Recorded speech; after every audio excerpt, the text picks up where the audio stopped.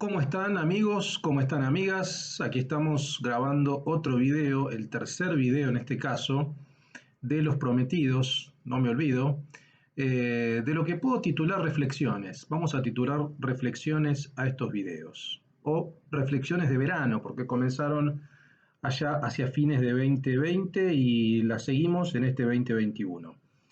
El primer video fue sobre hedonismos y placeres, el segundo fue sobre liberalismo y progresismo y el tercero va a ser el que estoy grabando, el que estamos haciendo ahora, sobre feminismo y género. ¿Mm?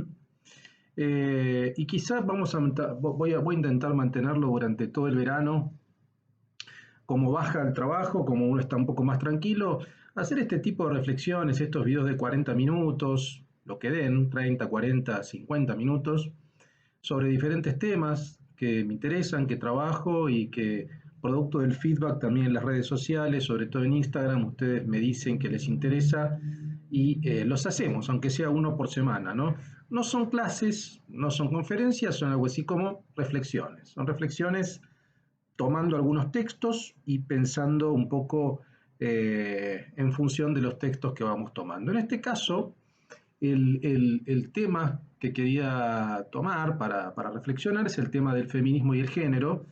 Yo ya vengo trabajando hace, diría, 2 o 3 años de manera sostenida sobre el tema del feminismo, sobre el tema del género, sobre todo sobre el concepto de género, ¿no? No sé si podría decir sobre el feminismo en términos generales, porque la verdad que la tradición feminista no es una tradición que conozca al detalle, la estoy conociendo de a poco, pero sí sobre el concepto de género. Hemos dado un curso virtual sobre la filosofía del pueblo Preciado, ahora estamos a punto de lanzar también un curso virtual en Cursa Virtual el 26 de enero sobre Judith Butler. Hemos dado el año pasado un curso que se tituló Género y Sexualidad sobre diferentes autoras y autores. Entonces, ya hace bastante que estoy trabajando la noción de género y, por ende, diferentes corrientes feministas, que me interesa mucho ahondar en este pensamiento, digamos, ¿no? Eh, es por eso que la idea, a ver, cuando surgió la posibilidad de hacer este video, ustedes me dijeron que les interesaba. El primer punto es desde qué lugar encararlo, porque la verdad que obviamente que hablar de feminismo es muy extenso, yo no tengo la totalidad del conocimiento o no es una tradición que conozca tan bien como por ahí conozco la filosofía de Foucault, la filosofía de Deleuze, que son los filósofos que trabajo y que estudio y a los que me dedico, o sobre el liberalismo, que es una tradición política de ideas que también trabajo hace 10 años, producto del contacto de mis tesis de doctorado. Pero bueno, insisto, hace 2 o 3 años que vengo de a poco sumergiéndome en libros, en papers, en artículos sobre la cuestión feminista y particularmente sobre el género. Yo diría lo siguiente, a ver, yo creo que hay tres formas de encarar la cuestión. Primero hablemos un poco en general sobre el tema del feminismo, desde el punto de vista filosófico, digamos, ¿no? Me parece que hay tres formas, o por lo menos son las tres que yo de momento conozco en función de mis lecturas, ¿no? Hay una forma que es tradicional, que es pensar el feminismo en lo que se conoce como las olas, ¿no? La primera ola, la segunda ola, la tercera e incluso la cuarta, que es la contemporánea, ¿no? La primera ola, básicamente, que es aquella de comienzos del siglo XX, donde me parece que el protagonismo básicamente son de las sufragistas, es decir, lo que se buscaba ahí era, bueno, igualdad legal, básicamente, ¿no? Lo que eran los derechos civiles, lo que eran los derechos políticos, igualdad en términos, insisto, legales, ¿no? Esa es la primera conquista o es la primera búsqueda política, ¿no? Muchas feministas digamos, como de aquella primera ola, tenían reclamos netamente liberales, republicanos y liberales. La segunda ola ya básicamente es la ola que yo diría de la década del 60, de la década del 60 hasta los 80 o fin de los 80, donde ahí va a aparecer, bueno, muchas conquistas legales se han logrado, pero la igualdad de hecho no se ha logrado. Y me parece que básicamente hay un texto fundamental, va a ser el segundo sexo de Simone de Beauvoir, es decir, la desigualdad de hecho, no de derecho, porque ya de derecho en las sociedades occidentales paso a paso se ha consolidado, pero de hecho no, de hecho hay diferencias en cuanto a roles masculinos y femeninos, ¿no? Hay un elemento indudablemente patriarcal, digamos, hay una cultura que es patriarcal, digamos, que todavía está matrizando y está operando en la década del 60, pero me parece que ese va a ser el eje y el texto central yo creo que es el segundo sexo. Un poco más adelante, en la tercera ola, me parece que la discusión ya ahí pasa a otra cuestión, sobre todo pasa a la cuestión de la sexualidad, ¿no? A la cuestión de la sexualidad, del deseo, y obviamente ahí aparece con fuerza ya de a poco el concepto de género. Me estoy refiriendo un poco a la tercera ola, fin de los 80, principio de los 90, probablemente hasta hace 10 años, una cosa así, hasta principios de 2000, hasta 2010, ¿no? Esto igual nunca es matemático, es aproximado, digamos, son movimientos históricos que se van solapando, así que no es como una diferencia nítida cuando comienza una ola y cuando termina, etcétera. Pero me parece que el eje va a ser el eje del deseo y indudablemente un texto fundamental va a ser Gender Trouble de Judith Butler, ¿no? El género en disputa. Eh, que también es de fines de los 80, ¿no? Entonces, me parece que esos son textos fundamentales. A mí no me interesa mucho pensar en términos de olas, ¿no? Me parece que, insisto, es un poco vago, no se sabe exactamente cuándo comienza una y cuándo termina otra. Sí, por supuesto que hay en términos generales ciertas invariantes, pero no es una forma en la que, en la que yo suelo pensar. Y por otra parte, en todo caso, si uno tiene que obligarse a pensar en términos de olas, a mí como me interesa mucho, como mi área de trabajo es la filosofía contemporánea, sobre todo la filosofía de los 60 para acá o de los 50 para acá, lógicamente voy a trabajar más autoras que tienen que ver, que comienzan con la década del 60 y particularmente la década del 70, 80 y 90. Entonces, de alguna manera los problemas que me interesan, el tema del género aparece fuertemente en la década del 80. Década del 80, sobre todo década del 90 y luego más adelante. Entonces, eso me colocaría, si ustedes quieren, en la segunda tanto en la segunda como en la tercera ola, y la cuarta ola que sería la actual. Pero me parece un poco esquemático y hasta me parece un poco confuso también hablar en ese sentido. Entonces yo un poco esa aproximación en términos de olas trato de dejarla de lado. Otra aproximación que por lo menos yo descubrí, que sugiero esa lectura de este texto que voy a mencionar ahora, que es un paper de Anne Ferguson, que se llama Sex Wars, el debate entre las feministas libertarias y las feministas radicales. Es un paper publicado en 1984 que toma como punto de partida un evento que fue una discusión, una conferencia en el Barnard College de New York en 1982, donde claramente ahí se dio otra divisoria de aguas, que da título a ese paper, que es las feministas radicales, ¿no? Radical Feminist y las Libertarian Feminist, ¿no? Así por lo menos es la etiqueta que les coloca Anne Ferguson, pero más allá de la etiqueta, me parece que a mí me interesa más esa aproximación, por ejemplo. Obviamente que ya estamos situados en la década del 80, obviamente que el elemento del cuerpo, de la sexualidad, del deseo y del placer va a aparecer también en esa discusión, pero me parece que es una aproximación que por lo menos a mí me interesa un poco más, ¿no? Es decir, por lo menos un curso que dimos el año pasado, que Género y Sexualidad, tomó este paper como el punto de partida, porque es una forma de ordenar, digamos, ¿no? Por lo menos Anne Ferguson coloca dentro de las feministas radicales, lo que ella llama feministas radicales, a autoras como Catherine McKinnon, por ejemplo, ¿no?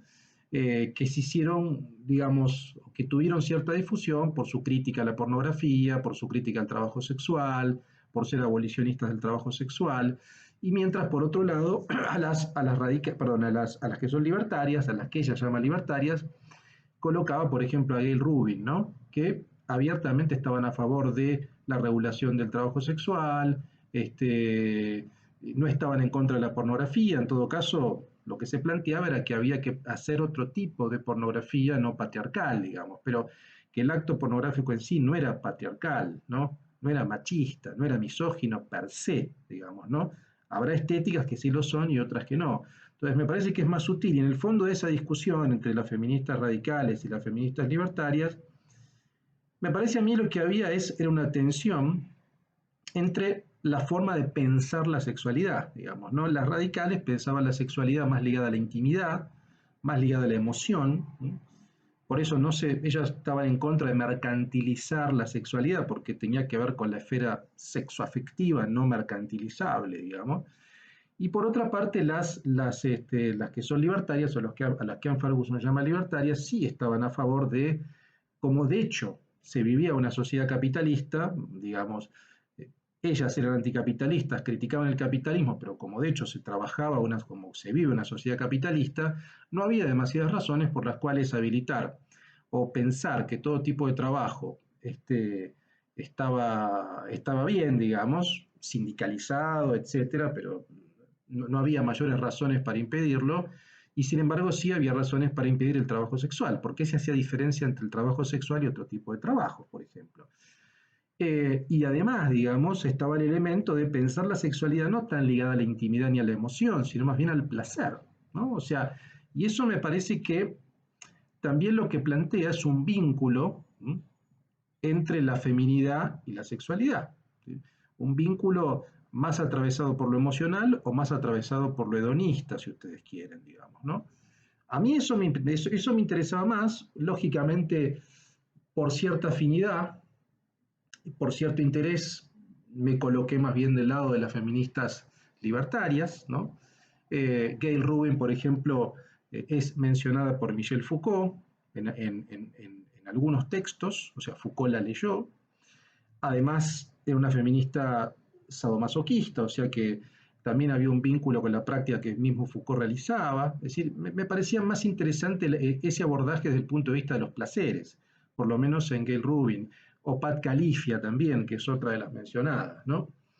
Eh, Ese paper yo lo sugiero, me parece que es un abordaje más interesante. Obviamente, si uno tiene que encasillarlo dentro de las olas, estamos hablando de el feminismo de la segunda ola, digamos, ¿no? Perdón, sí, de fin de la segunda ola, principios de la tercera ola, digamos, ¿no? O sea, por lo menos con las inquietudes que se planteaban en los 80, comienzos de los 80, mediados de los 80, con todo el tema bien interesante de la alianza táctica incómoda para un sector del feminismo, del abolicionismo con el gobierno conservador de Reagan, ¿no? Que eso es constatable, digamos, ¿no? En la cruzada que tuvo Reagan antipornográfica y en defensa de los valores tradicionales, hubo una alianza táctica con las feministas, no en defensa de esos valores, pero sí en contra de la pornografía. Entonces, ese tipo de alianzas tácticas, no ideológicas, pero tácticas que se daban entre sectores conservadores y religiosos y feministas abolicionistas radicales, eh, es algo que se puede constatar ya en la década del 80, digamos. ¿Sí? Por su parte, las feministas libertarias quedaban por fuera de eso, eran incómodas para las feministas radicales, y por otra parte, quedaban las antípodas de la posición conservadora. Bueno, yo sugiero leer ese paper, es un paper muy, muy breve, pero muy, muy, muy clarificador, y es un abordaje más interesante. Ese sería, me parece a mí, otro abordaje, un segundo abordaje. Y un tercer abordaje, que es el que quiero plantear en este video, es un abordaje que yo podría llamar cultural. Es decir, podríamos separar en todo caso diferentes feminismos en función de la cultura. Por ejemplo, el feminismo anglosajón, el feminismo francés, el feminismo alemán, obviamente el feminismo argentino o de América Latina también, pero en este caso, probablemente por mi formación, digamos, yo trabajo filosofía francesa, digamos, y me interesa la filosofía francesa vincularla en relación, por ejemplo, con la filosofía anglosajona, a ver las diferencias que hay. Y eso es un poco lo que quiero proponerles ahora, digamos, ¿no? La idea es, si tenemos otro abordaje distinto del de las olas o distinto del de el paper de Anne Ferguson en relación con la sexualidad, entre las libertarias y las radicales, el tercer abordaje es el que yo encontré, por ejemplo, en este libro de Catherine Hacking, que se llama Capital Erótico, el poder de fascinar a los demás. Catherine Hacking, a mí me parece que es un descubrimiento, yo no la conocía, es una socióloga, doctora en sociología de la London School of Economics. Tiene un abordaje muy empírico, trabaja no solo con lo cualitativo, sino con lo cuantitativo, trabaja con encuestas, con estudios de campo, critica fuertemente, por ejemplo, las posiciones de Judith Butler, es bastante crítica de la teoría queer en términos generales. A mí hay cosas de la teoría queer que me interesan bastante, por ejemplo, Preciado, la propia Butler tiene muchas cosas que me interesan realmente, pero también hay un elemento más analítico que me interpela, hay un elemento más empírico, más cuantitativo, cualitativo, más científico, entre comillas, si quieren, bueno, puede ser, que aporta Katherine Hacking y que me parece que para un balance, para tener una visión un poco más balanceada, porque a veces es cierto que la teoría queer, que si bien tiene muy buenas intuiciones, yo creo, a veces es verdad que hace una de más, digamos, ¿no? A veces es verdad que es excesivamente especulativa y no está mal cuando uno se pasa de especulación.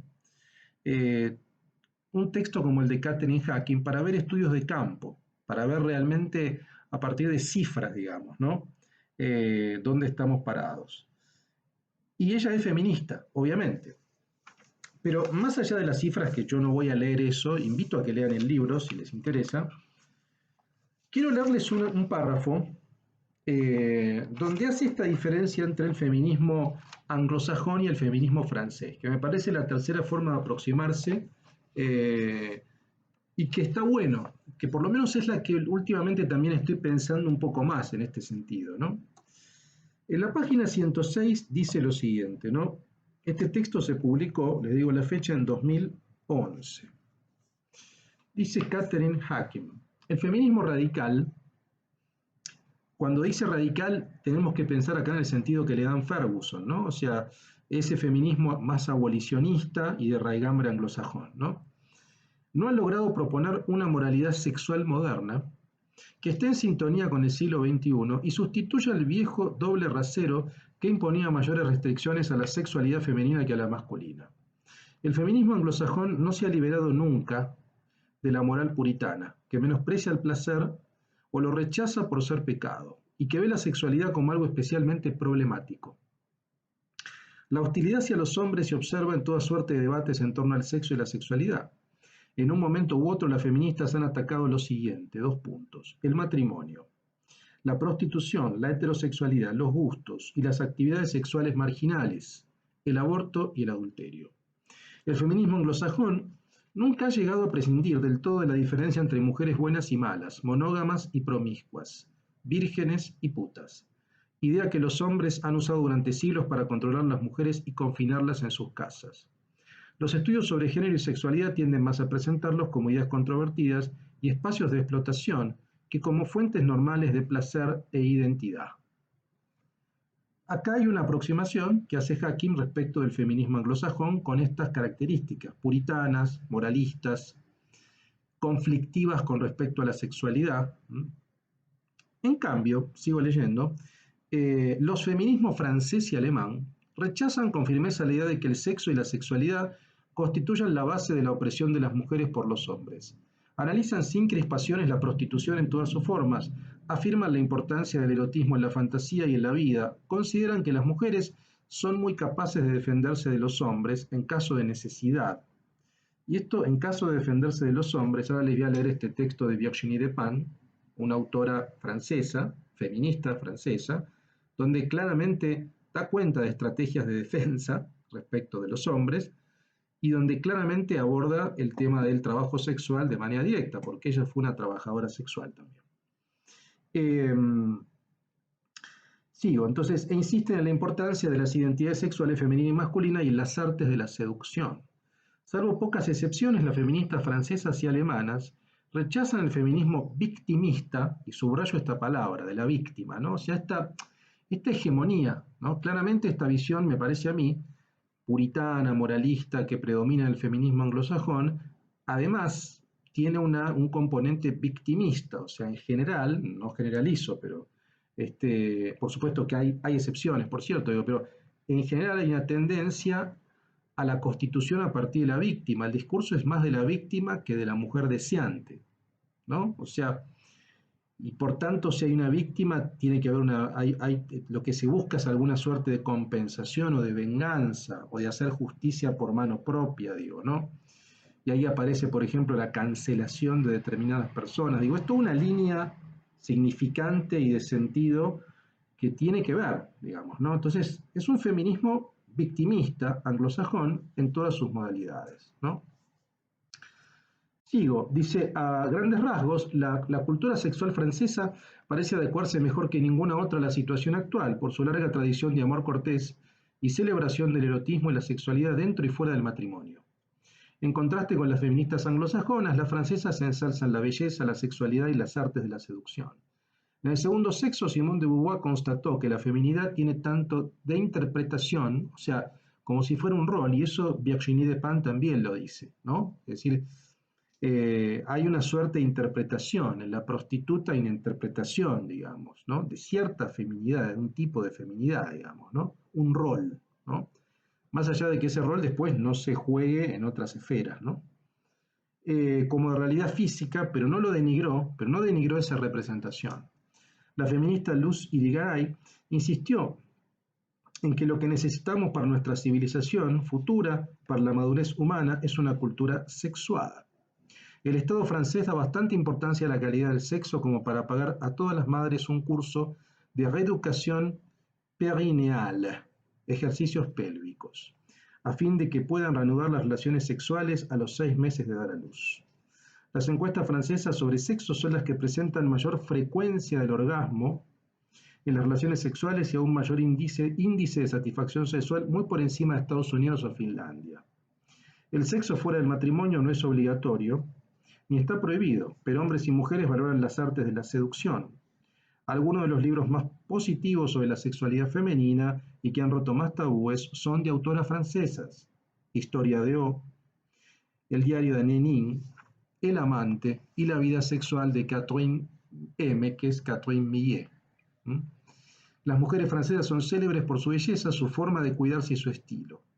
Dan por sentado que a la inversión en estudios se suma la inversión en capital erótico y que esta última recibe muchas recompensas, tanto personales como profesionales. Bueno, el libro sigue y yo lo recomiendo leer. Pero a mí lo que me interesaba era esta diferencia cultural, cualitativa, cuantitativa, que hace Catherine Hacking entre el feminismo anglosajón, que tendría, según su visión, y no me parece descabellada, digamos, quizá incluso por la tradición protestante, digamos, ¿no? Puritana, moralista, conflictuada con la sexualidad respecto del feminismo francés. De hecho, un caso que no tiene esas características, más bien tiene que ver con una tradición libertina, con el libertinismo. Uno puede pensar, no sé, desde Cyrano de Bergerac hasta el Marqués de Sade, pasando por la Métrie, por Saint-Évremont, obviamente por la tradición del amor cortés, por estos textos que recién mencioné, digo, claramente es otro tipo de aproximación. Y incluso podemos pensar en la respuesta francesa a el manifiesto de MeToo. El manifiesto de MeToo, que es anglosajón, tuvo su respuesta por intelectuales francesas, entre las cuales estaba Catherine Millet, estaba Catherine Deneuve también, y otras, donde trataban de rebatir esa posición victimista, ¿m? Esa posición victimista y puritana en cierto punto. Entonces, a mí me parece que esa división entre tradiciones filosóficas es otra aproximación que no está mal. A mí hoy es la que más me interesa, me parece, ¿no?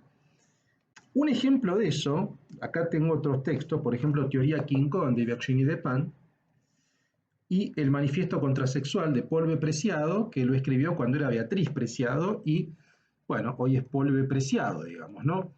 En ambos textos, claramente, a ver, son dos textos, me parece a mí, El manifiesto contrasexual y King Kong Theory, del 2000, o sea, de la década del 2000, King Kong Theory es del 2006 y el manifiesto contrasexual es de 2008, si mal no recuerdo, o de 2000, perdón, de 2000. 2008 es Texto Yonki, que es otro gran libro de Preciado.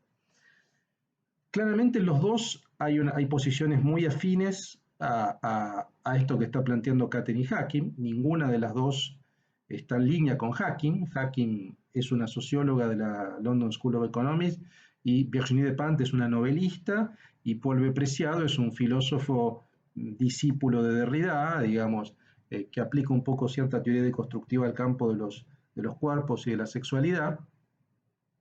Pero que ambas están articuladas en relación con estas características que plantea Hacking, es decir, están a favor de la legalización y de la regulación del trabajo sexual. Serían también otra etiqueta que se usa a veces, que es el feminismo pro-sex, serían feministas pro-sex en ese sentido, digamos, ¿no? Teoría King Kong es un texto, no sé cómo llamarlo, digamos, es una suerte de manifiesto también, ¿no? Es una suerte de manifiesto. Eh, Virginie Despentes fue trabajadora sexual, ¿no? Fue directora de cine también. Quizás saltó a la fama por su primer novela, Baise-moi, ¿no? Que después llegó al cine, que si uno tiene que traducirla, escogeme, ¿no? En porteño, en español rioplatense sería Baise-moi, es cogeme. Acá tengo dos párrafos precisamente marcados de Pant y de Preciado.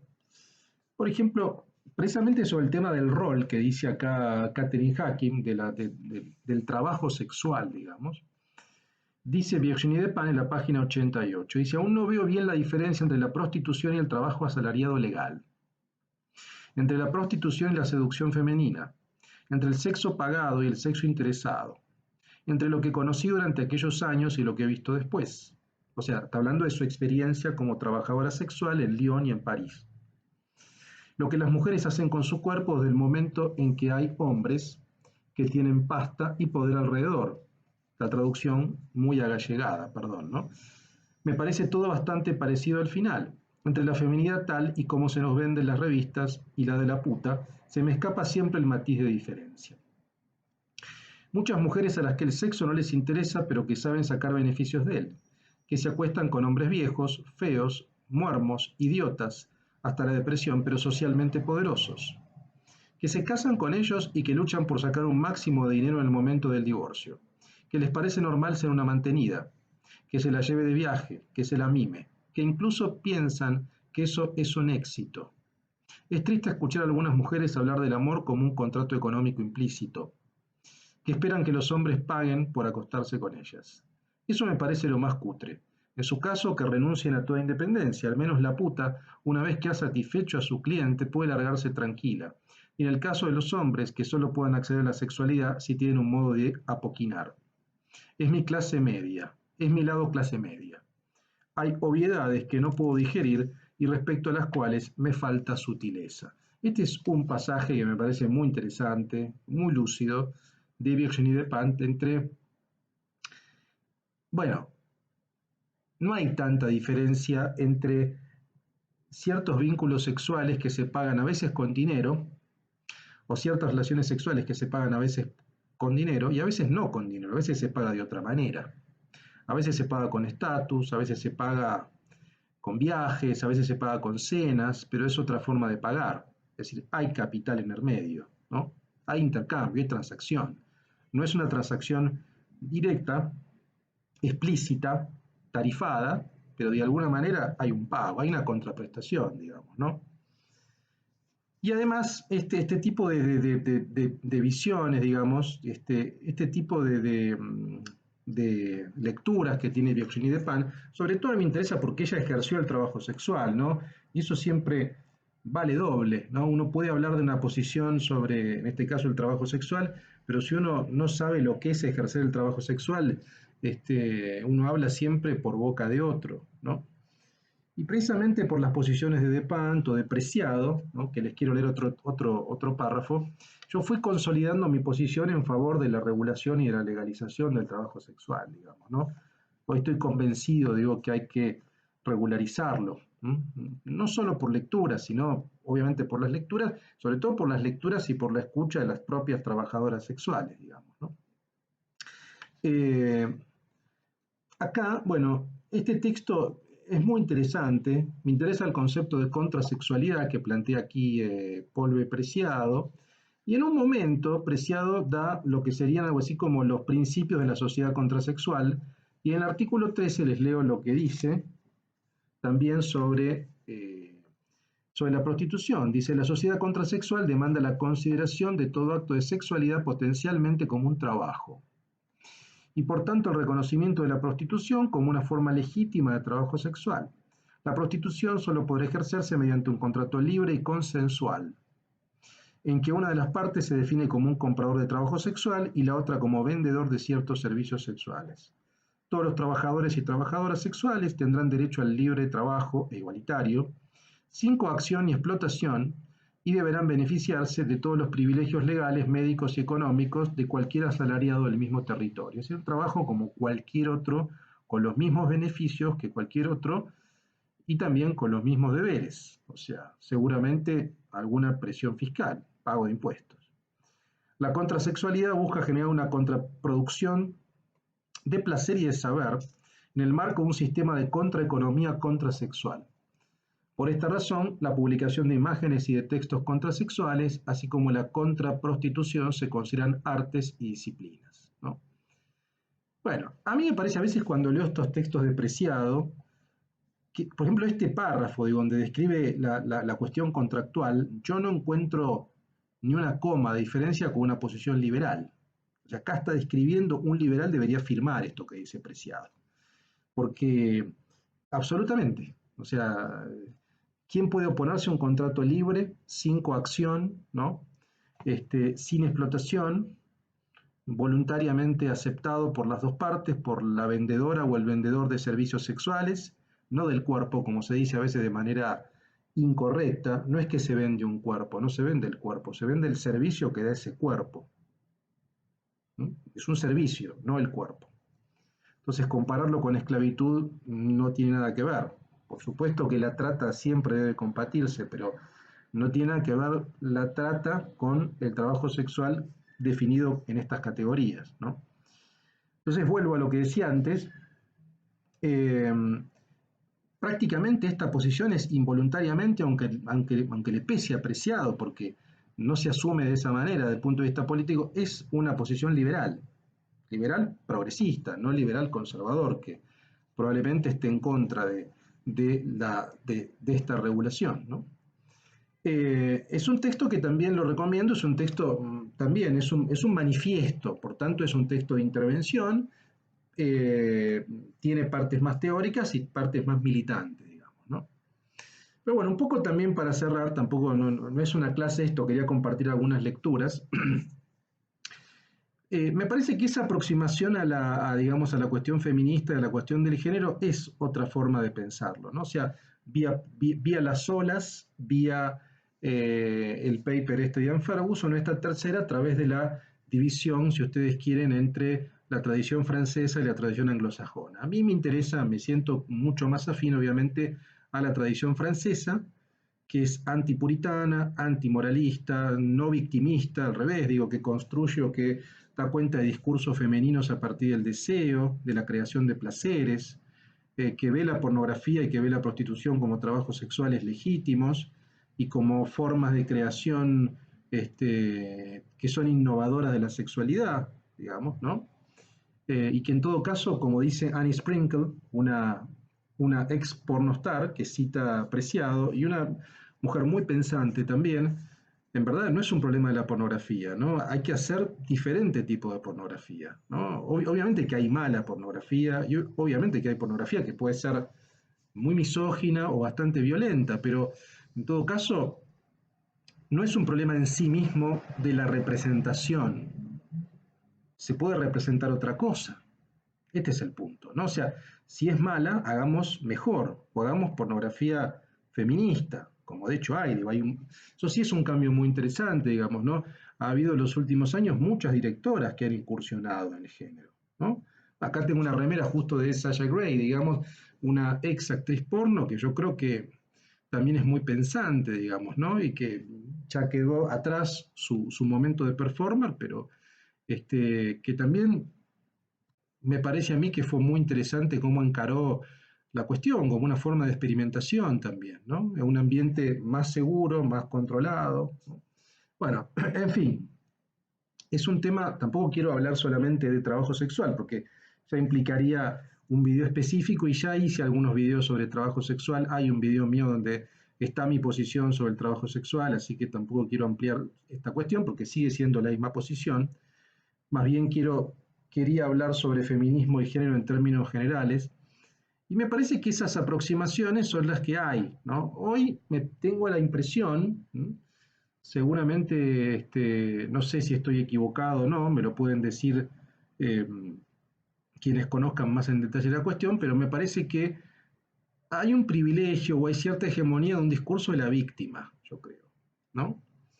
Y me parece que las posiciones más en línea con este feminismo libertario, hedónico, deseante, no son mayoritarias hoy, ¿no? Yo no veo que sean mayoritarias, ¿no? No veo que es el discurso mainstream, ¿no? Incluso este mismo video, yo mismo, como hombre, eh, o como diría Paul Preciado, como cuerpo asignado al género masculino, porque yo no definí esto, ¿no? Fui asignado, si seguimos apreciado.